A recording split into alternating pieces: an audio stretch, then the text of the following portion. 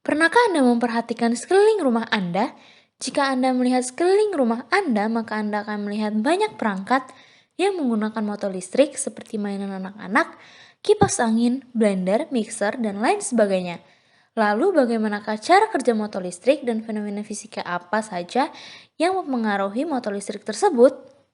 Assalamualaikum warahmatullahi wabarakatuh. Sebelumnya perkenalkan kami dari kelompok 3 Research Based Learning Fisika Dasar 2A kelas TPB 8 Institut Teknologi Sumatera akan menyampaikan hasil Research Based Learning kami yang berjudul Analisis Gaya Lorentz terhadap jumlah lilitan kawat tembaga dan jumlah baterai pada motor listrik sederhana.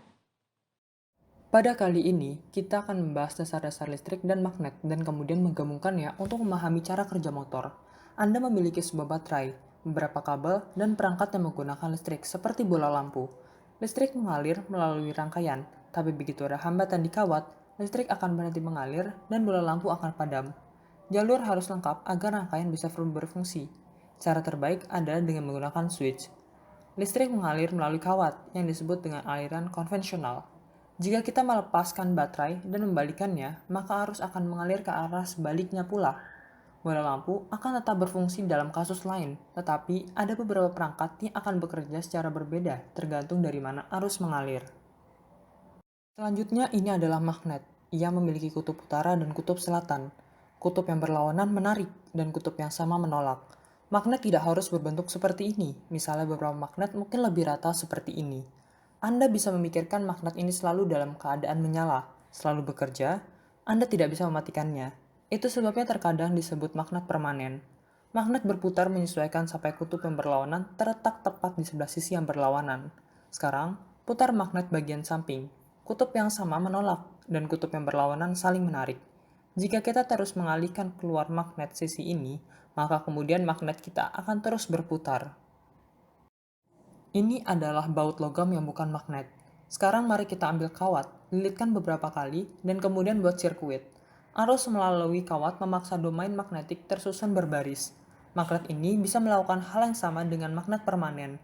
Itu bisa menarik potongan logam dan memiliki kutub utara dan selatan yang akan menarik atau menolak magnet lainnya. Tetapi elektromagnet ini adalah sesuatu yang spesial karena dapat dihidupkan atau dimatikan seperti bola lampu. Anda tidak dapat melakukannya dengan magnet permanen. Sekarang, perhatikan apa yang terjadi ketika kita membalik baterai. Arus listrik mengalir dengan cara ini, tapi sekarang mengalir sebaliknya. Ini akan menyebabkan kutub magnet kita untuk berganti posisi. Utara akan menjadi selatan, dan selatan akan menjadi utara. Ini disebut membalikkan polaritas elektromagnet. Tanpa harus membalik baterai, cara yang lebih mudah untuk melakukan ini adalah dengan hanya mengganti kabel. Kali ini, kita akan ganti magnet berputar dengan elektromagnet. Segera setelah kita hubungkan kabel, magnet menyala dan berbaris dengan magnet di sebelahnya.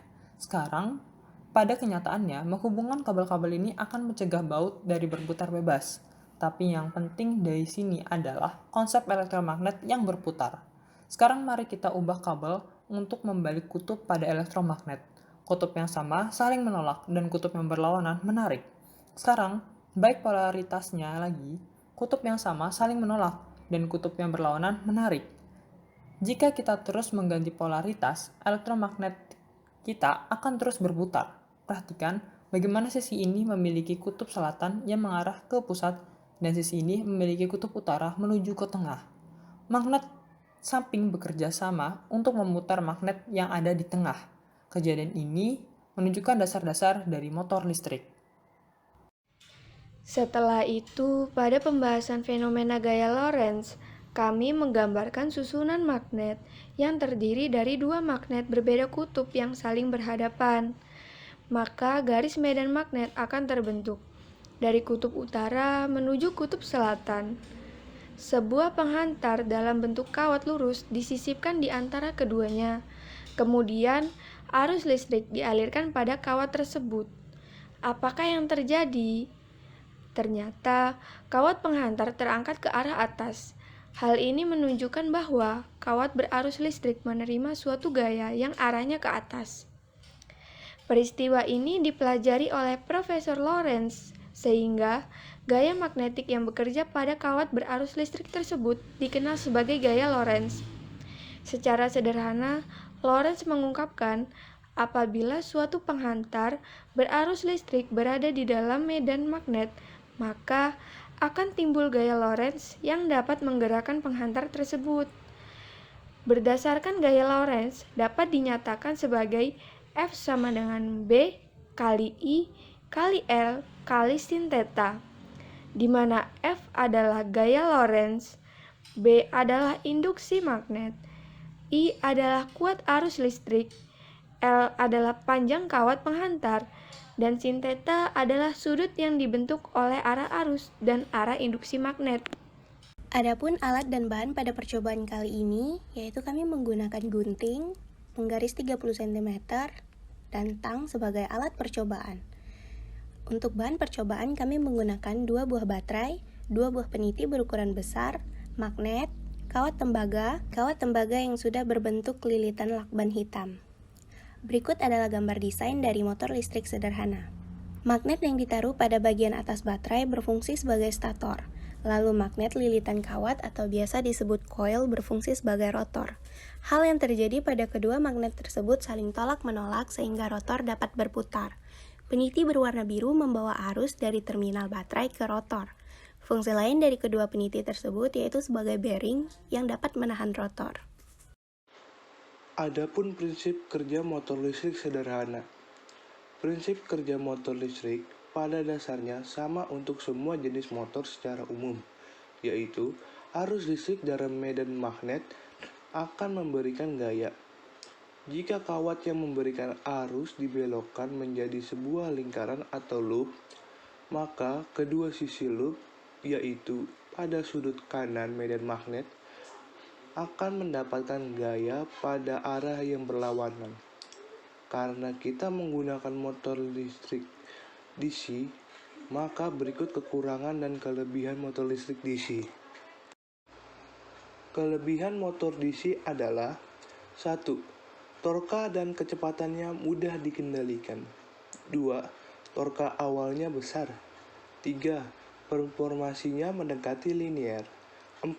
Sistem kontrolnya relatif lebih murah dan sederhana. 5.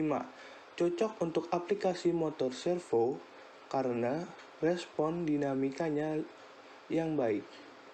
6. Untuk aplikasi berdaya rendah, motor DC lebih murah dari motor AC. Adapun kekurangan dari motor DC adalah 1. Membutuhkan perawatan yang ekstra. 2. Lebih besar dan lebih mahal jika dibandingkan motor AC induksi. 3. Tidak cocok untuk aplikasi kecepatan tinggi. 4. Tidak cocok untuk aplikasi berdaya besar. 5. Tidak cocok digunakan pada kondisi lingkungan yang cepat berdebu. Kami melakukan percobaan dengan memvariasikan jumlah baterai dan lilitan. Didapat data hasil percobaan yang berbeda pada setiap variasi percobaan. Berikut ini adalah data hasil percobaan gaya Lorentz. Berdasarkan percobaan yang telah kami lakukan, kami mendapatkan kesimpulan dan saran yaitu hasil dari percobaan yang kami lakukan yaitu semakin banyak baterai dan lilitan, semakin cepat kumparan akan bergerak. Semakin jauh kumparan dari pusat lingkaran, semakin kecil nilai medan magnet yang diharapkan dan pusat lingkaran memiliki kerapatan fluks medan magnet tertinggi yang datang dari semua bagian kumparan. Besarnya medan magnet yang dihasilkan oleh kumparan tergantung pada jarak dan semakin besar jarak pengukuran dari sumber medan magnet atau kumparan, semakin kecil medan magnet yang dihasilkan. Adapun saran dari kami tentang research-based learning ini yaitu untuk memperhatikan besar medan magnet dari magnet yang digunakan, besar arus listrik, baterai, panjang kawat, jenis kawat yang digunakan yaitu kawat tembaga, dan terakhir desain alat percobaan, sehingga percobaan akan berhasil dan kumparan dapat bergerak. Sekian video dari kami, terima kasih kepada kalian semua yang telah meluangkan waktunya untuk menonton video kami. Apabila ada kesalahan kami mohon maaf. Wassalamualaikum warahmatullahi wabarakatuh.